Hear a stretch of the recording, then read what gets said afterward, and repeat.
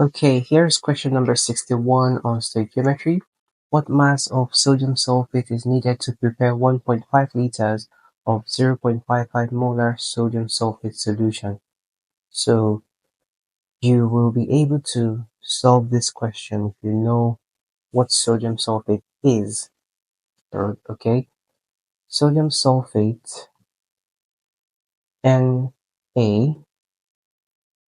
is in group 1, right? So that's the ionic form, Na plus.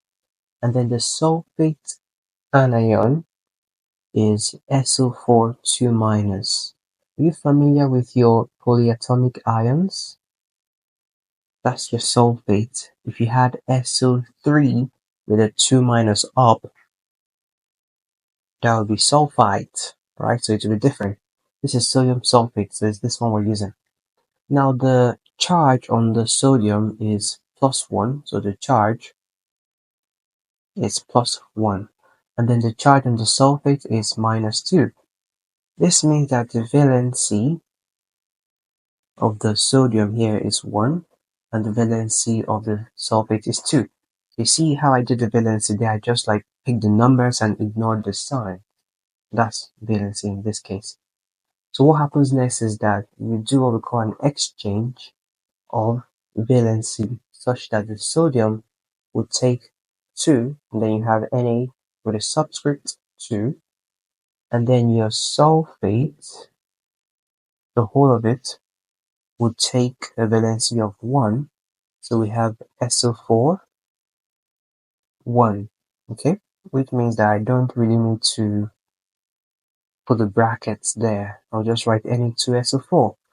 And that is sodium sulfate. So this is how you write compounds in chemistry, and that will really help you if you're not used to writing compounds. This is how you do it. Now let's move on. So with our sodium sulfate, we can now get the molar mass of sodium sulfate. Usually sodium is about 23, so that's 2 into bracket 23, plus your sulfur is about 32, and this is 4 multiplied by oxygen is about 16. So when you do all that, you should get 142 grams per mole. These numbers are on the periodic table. Do you know these numbers? Yeah, on the periodic table. So that's it. 142 is your molar mass of your sodium sulfate. What do we do next? We need to get the mass of sodium sulfate that's needed to produce 1.5 liter, that's the volume of the solution, and then the 0.55 molar is the concentration.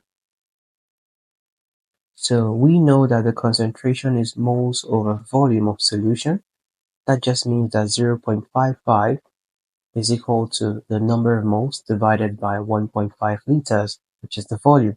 So the number of moles of the solid that we're actually dealing with in this case is the multiplication of 0.55 by 1.5, and that's just about 0.825 moles. Okay, so that's the number of moles of sodium sulfate. So what do you think we need to do to get the mass? You guessed it right. The number of moles is usually the mass divided by the molar mass. So if we know the molar mass here, 142, and we know the number of moles here, 0.825, it means we can get the mass. So the mass we're looking for is just going to be the moles multiplied by the molar mass. And that's 0.825 multiplied by 142. And then what would that give you? 117.15. And that's it in grams. Yes, that's just all. So the challenge that people face in this question is, using the right molar mass of 142, and people would not be able to know that if they don't know the correct formula of sodium sulfate. Yes, some people would write their sodium sulfate like this, NaSO4, and others will write it this way, NaSO4 with a 2 here, but now you know how to do it the right way, so you will not make this mistake. and get the whole thing wrong. So that's how it is done. So this is question 61. We're going to 100. And let me know if you need me to explain anything in this particular question. If it was clear and it was really helpful, then go ahead, like, you share it to your friends that are struggling with chemistry, okay? And then if you or any of your friends need tutoring or help guidance with your assignment or stuff, you can log on to our website www.copychemistry.com, and with a click of a button, you should be able to find the help you need. All right. So with that, I'll see you on question 62. Bye bye.